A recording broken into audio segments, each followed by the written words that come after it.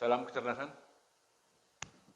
Baik, selamat berjumpa kembali dalam channel saya, si Hotang Marsoid, yang selalu setia dalam hal mencerdaskan kehidupan. Ya. Nah, kali ini saya akan bercerita dulu tentang hukum acara perdata. Ya. Baik, ya, ini bahagian yang pertama. Ya. Apa itu hukum acara perdata? Nah, pengertian hukum acara perdata, ya, saya mengambil dari pendapat yang diutarakan oleh Profesor Dr. Sudikno Merto Kusumo, sarjana hukum. Nah, menurut beliau, hukum acara perdata adalah peraturan hukum yang mengatur bagaimana caranya menjamin ditaatinya hukum perdata material dengan perantaraan hakim. Nah, jadi konkretnya begini. Hukum tentang ya yang mengatur bagaimana caranya mengajukan tuntutan hak, ya. Nah, memeriksa serta memutusnya dan melaksanakan dari pada putusan tersebut. Nah, jadi inti hukum acara perdata adalah mengatur tentang tuntutan hak. Nah, tuntutan hak itu bagaimana? Nah, di dalam pengertian tadi sudah dikatakan bahwa menjamin ditaatinya hukum perdata material. Nah, hukum perdata ini boleh kita buat di dua bagian, ya. Satu dia hukum perdata material, satu lagi hukum perdata formil. Nah, hukum perdata material ini itu tersebar di berbagai peraturan, ya, atau praktek kehidupan masyarakat.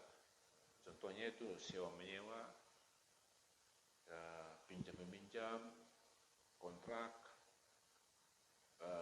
perkawinan, menyangkut jual beli dan lain, ya, dan lain sebagainya.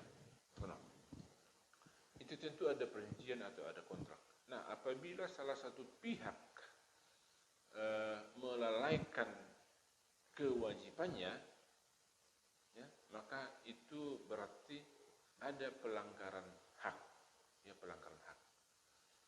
Nah, disitulah nanti peranan daripada hukum perdata formil, ya, hukum perdata formil atau hukum acara perdata. Nah, dengan adanya hukum acara perdata, maka para pihak yang ada di dalam sengketa itu atau kasus itu akan melakukan tuntutan hak apabila haknya merasa dirugikan. Nah, itulah melalui proses gugatan. Nah, tetapi itu harus melalui perantaraan hakim, ya, atau melalui pengadilan. Jadi tidak boleh dilakukan sendiri, ya. Tuntutan hak dilakukan sendiri itu namanya main hakim sendiri. Nanti akan kita lihat, ya. Baik. Lazimnya suatu peradilan itu dilakukan dengan dua bentuk, ya. Pertama, peradilan volunter, dan yang kedua peradilan kontentiosa. Nah, itu kalau di dalam perdata, ya. Nah, jadi lazimnya peradilan itu dilaksanakan dalam dua bentuk, yaitu saya katakan sekali lagi, itu dengan peradilan atau gugatan volunter. Ini disebut juga dengan permohonan. Nah, peradilan ini tidak mengandung sengketa, ya, kalau di dalam volunter, ya. Istilah permohonan dan volunter itu menunjukkan satu pengertian, ya. Permohonan, volunter itu satu pengertian itu, ya. Nah, itu menunjukkan satu pengertian sebab di dalam buku pedoman pelaksanaan tugas dan administrasi pengadilan itu istilah permohonan dan volunter itu dipakai. Kemudian kita lanjutkan. Apa itu ciri khas permohonan atau volunter ini? Nah, satu, masalah yang diajukan itu bersifat kepentingan sepihak, ya. Misalnya permohonan penetapan pengampu, permohonan pemisahan harta, penetapan ahli waris, itu yang pertama. Yang kedua, tidak memiliki sengketa. Itu ciri yang kedua daripada volunteer ini, ya, tidak ada sengketa. Nah, yang ketiga, tidak ada pihak lain selain pemohon. Selain pemohon. Nah, tadi kan sudah kata tidak ada sengketa di situ. Ya. Nah, kenapa tidak ada sengketa? Karena di dalam permohonan atau volunteer hanya ada satu pihak. Ya, hanya ada satu pihak. Itu dia. Seperti yang saya katakan tadi, ya. Nah, kemudian apa landasan hukum jurisdiksi peradilan volunteer ini? Nah, itu bisa kita lihat di dalam undang-undang pokok kehakiman, ya. Dulu undang-undang pokok kehakiman itu diatur pada undang-undang nomor 14 tahun 70, kemudian diubah menjadi undang-undang nomor 35 tahun 199, dan sekarang atau yang terakhir adalah undang-undang nomor 4 tahun 2004, ya. Jadi undang-undang pokok kehakiman ini tetap dianggap relevan sebagai landasan hukum permohonan. Nah, itu satu. Itu landasan hukumnya. Yang kedua, itu ada di dalam doktrin. Doktrin itu adalah pendapat para ahli, ya. Kemudian yang ketiga, bisa kita lihat dalam berbagai putusan Mahkamah Agung tentang permohonan. Nah, itu dia. Itu ya menjadi seperti yang saya katakan tadi adalah landasan, ya, landasan hukumnya. Nah, sekarang kita lihat dulu fundamentum petendi dan sebagai landasan daripada permohonan atau volunteer ini. Apa itu fundamentum petendi? Apa itu dasar-dasar hukumnya? Ya, apa dasar-dasarnya? Nah, pertama kita lihat begini. Nah, itu di bidang keluarga dulu. Apabila permohonan itu adalah di bidang keluarga, maka boleh dikatakan permohonan izin poligami berdasarkan undang-undang pokok kehakiman, ya. Itulah yang dapat dijadikan fundamentum petendinya atau alasannya. Kemudian permohonan izin melangsungkan perkawinan tanpa izin orang tua, ya. Kemudian C, permohonan pencegahan perkawinan, ya, dispensasi nikah bagi yang belum cukup umur, ya, belum cukup umur. Nah, itu di bidang keluarga. Nah, sekarang di bidang paten, ya, di bidang paten itu permohonan harus diajukan ke pengadilan niaga atau bidang permohonan agar menerbitkan segera dan efektif. Untuk apa? Untuk mencegah berlanjutnya pelanggaran paten, ya. Kemudian untuk menyimpan bukti yang berkaitan dengan pelanggaran paten dan menghindari hilangnya barang bukti. Nah, yang ketiga, meminta kepada pihak yang dirugikan agar memberitahukan bukti yang menyatakan pihak tersebut memang berhak atas paten itu, ya. Nah, kemudian fundamentum petendi di bidang perlindungan konsumen. Nah, jadi yang ketiga tadi keluarga, kemudian paten, kemudian perlindungan konsumen. Itu saja, itu yang bisa menjadi alasan permohonannya.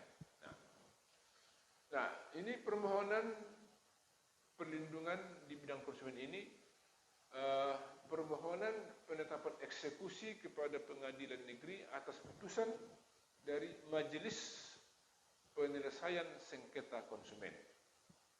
Itu dia. Nah, kemudian di bidang larangan praktek monopoli dan persaingan usaha, boleh juga, yaitu permohonan penetapan eksekusi harus diajukan kepada pengadilan negeri atas putusan putusan Komisi Pengawas Persaingan Usaha atau KPPU, ya. Ya. Nah, kemudian kita lihat lagi. Nah, selain bidang itu, selain daripada masalah keluarga, paten, kemudian bidang persaingan usaha dan lain itu, maka bidang-bidang lain yang dapat dijadikan menjadi substansi daripada permohonan atau volunteer ini adalah seperti tentang yayasan, tentang perseroan, ya, kemudian tentang merek, itu bisa dijadikan fundamentum petendi, ya, sebagai landasan permohonan. Oke. Nah, sekarang petitum permohonan. Petitumnya apa, ya? Petitum. Nah, dalam permohonan tidak ada pihak lain selain pemohon. Tadi sudah saya katakan hanya satu pihak, ya. Nah, dalam permohonan tidak ada pihak lain selain pemohon. Nah, oleh karena itu prinsip permohonan adalah menyelesaikan kepentingan sendiri. Itu dia, ya. Jadi oleh karena itu petitum permohonan tidak boleh melanggar atau melampaui hak orang lain. Tak boleh. Nah, kemudian acuan petitumnya. Nah, isi petitum merupakan permintaan yang bersifat deklaratif, ya, deklaratif. Jadi bukan suatu suatu putusan yang baru, ya. Kemudian tidak boleh melibatkan pihak lain. Nah, kemudian tidak boleh mengandung hukuman atau kondemnator, tidak boleh. Kemudian harus dirinci satu persatu apa yang dikehendaki pemohon untuk ditetapkan pengadilan. Nah, kemudian begini, proses pemeriksaan permohonan. Bagaimana proses pemeriksaan permohonan ini, ya? Nah, jalannya pemeriksaan adalah secara ex parte. Ex parte itu artinya sepihak, ya. Nah, sebab prinsipnya adalah begini. Yang pertama, peradilan volunteer ini hanya mendengar keterangan pemohon, ya. Hanya satu pihak, pemohon kepada majelis hakim.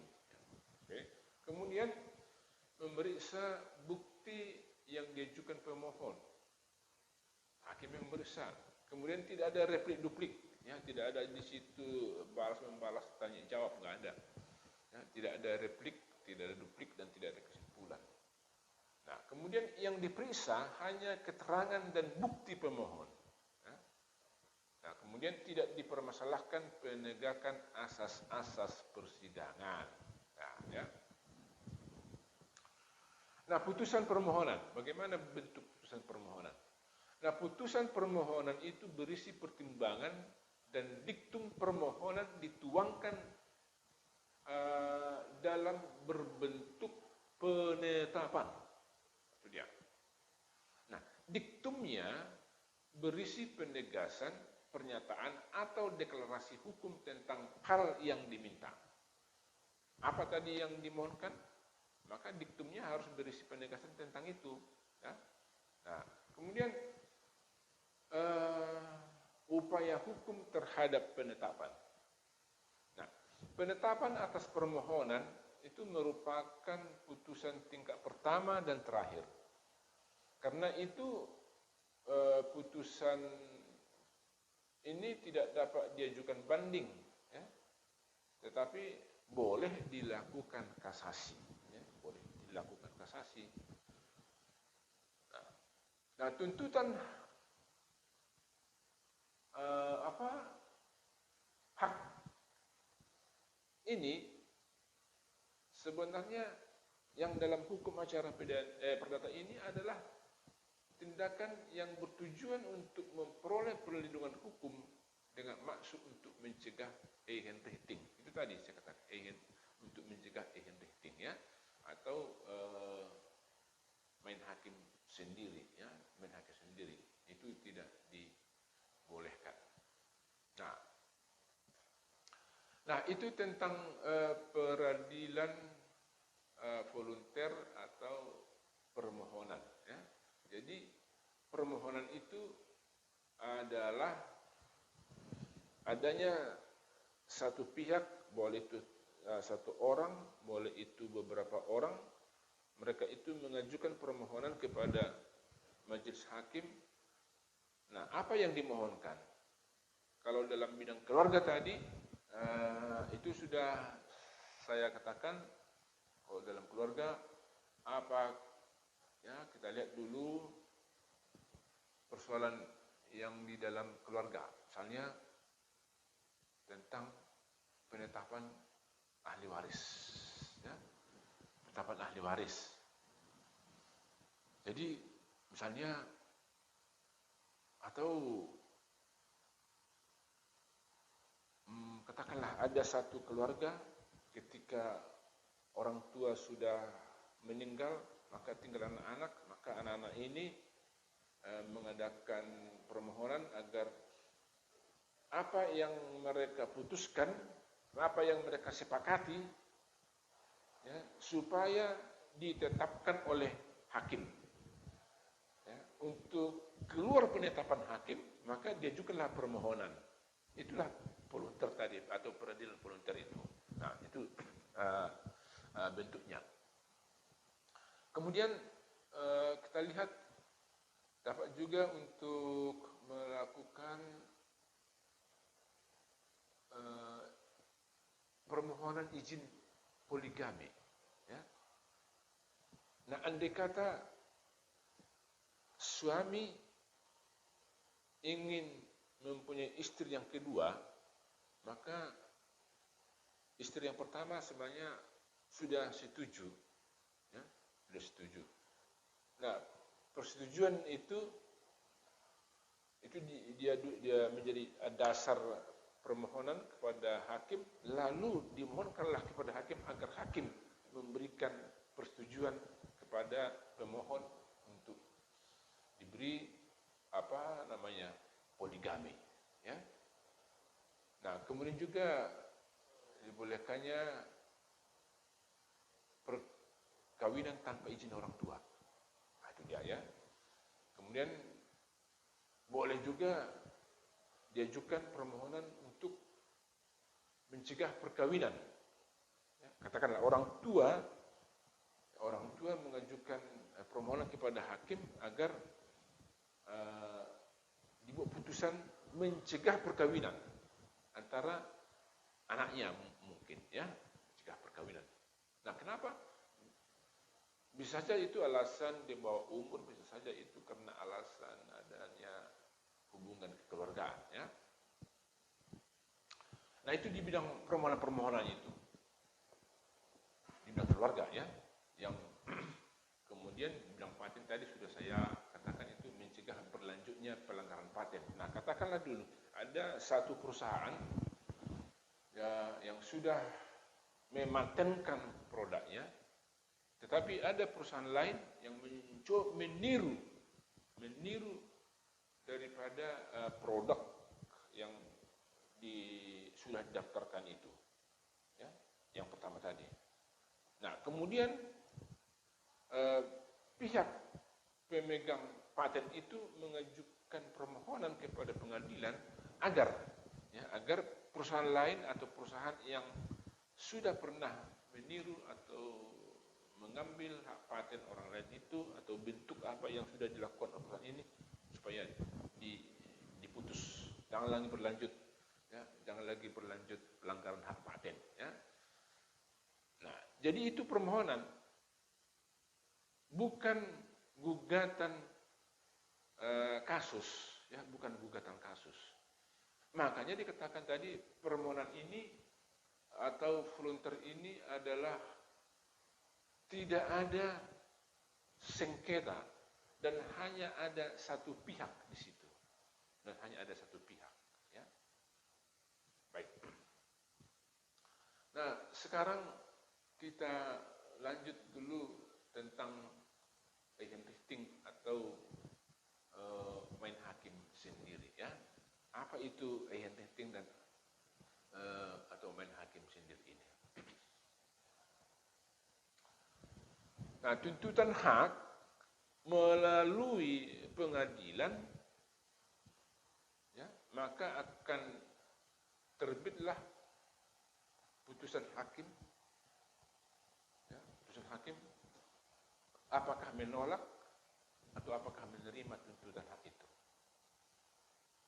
Nah, jadi dengan demikian yang merasa haknya dirugikan akan memperoleh putusan hakim itu, ya, seperti yang saya katakan tadi, apakah diterima atau ditolak, maka putusan pengadilan itu harus diterima.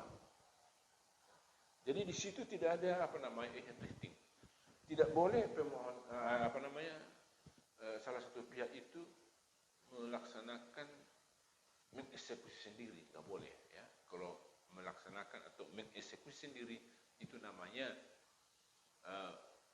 drifting atau main hakim sendiri, ya. Nah, sekarang kita lihat dulu pendapat tentang drifting ini, ya. Drifting. Saya buat narasinya begini. Si Ali mempunyai sepotong pohon mangga, si Ali, yang tumbuh dekat halaman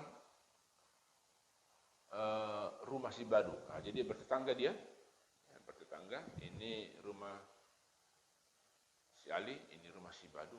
Tumbuh di halaman si Ali, tetapi berdekatan dengan halaman tetangga si Badu. Nah, sebahagian dari dahan atau ranting dan daun dari pohon itu sudah memasuki halaman si Badu, ya, memasuki halaman. Dan itu baru sangat keberatan dengan kondisi itu. Lalu ia meminta si Ali agar dahan-dahan yang memasuki pekarangannya itu dipotong, potong dia. Jadi dahan, ranting, daun cukup di halaman yang punya rumah, jangan menyeberang ke tetangga, ya. Nah, apa tindakan si Badu atau yang keberatan itu? Bila si Ali atau yang punya pohon mangga tidak mau, dia bisa saja begini, Badu memotong sendiri, memangkas sendiri pohon mangga itu, ya. Sebenarnya tindakan seperti itu sudah main hakim sendiri, Tetapi karena sudah diberitahu sebelumnya, sudah diminta sebelumnya kepada pemilik mangga, dan tidak ada persetujuan si Ali, hanya pemberitahuan aja, namun Badu sudah mempunyai itikat baik, ya. Itikat baiknya sudah memberitahu kepada si Ali sebagai punya pohon mangga, tapi pemilik itu tidak mau merespon, ya, permintaan si Badu. Nah, lalu Badu melakukan tindakan main hakim sendiri dengan memotong sendiri. Nah, pemberitahuan kepada pemilik mangga itu sudah menunjukkan adanya itikat baik, ya, itikat baik. Nah, sebab sudah diberitahu, ya, sebagai pemberitahuan. Nah, itu dia. Nah, bagaimana pendapat tentang drifting ini? Ya, bagaimana pendapat? Nah, pertama dulu kita lihat pendapat Van Bonneval-Faure. Ya. Dia mengatakan begini, Van Bonneval-Faure, ya, oh, itu nama orangnya. Hukum acara telah menyediakan upaya-upaya untuk memperoleh perlindungan hukum bagi para pihak di pengadilan. Oleh karena itu, apapun alasannya, drifting atau main hakim sendiri tetap dilarang. Itu dia. Nah, pendapat yang kedua oleh Cleveringa, dia mengatakan begini, tindakan main hakim sendiri pada asasnya dibolehkan atau dibenarkan dengan pengertian bahwa yang melakukannya dianggap melakukan perbuatan melawan hukum atau PMH. Jadi dibolehkan, tetapi kategori perbuatan itu adalah kategori perbuatan melawan hukum, ya. Nah, kemudian kita lihat pendapat yang ketiga oleh Rutten. Rutten mengatakan begini, bahwa tindakan main hakim sendiri pada asasnya tidak dibenarkan.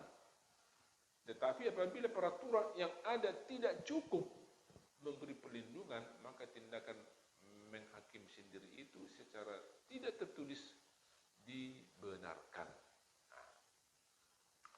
Nah, dalam hukum acara perdata tidak ada peraturan yang tegas melarang melarang tindakan menghakim sendiri. Kalau dalam hukum pidana ada disebut sebagai perbuatan melawan hukum. Itu bisa kita lihat pada pasal 167 dan 406 KUHP.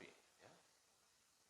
Nah, jadi tuntutan hak sebagai tindakan yang bertujuan untuk memperoleh perlindungan hukum yang diberikan pengadilan adalah untuk mencegah Einrichtung atau main hakim sendiri. Ya. Baik. Sampai di sini penjelasan saya tentang pengertian hukum acara, kemudian permohonan atau volunteer, dan Einrichtung atau tindakan main hakim sendiri. Baik, terima kasih. Selamat berjumpa kembali dalam bagian yang berikutnya. Salam kecerdasan.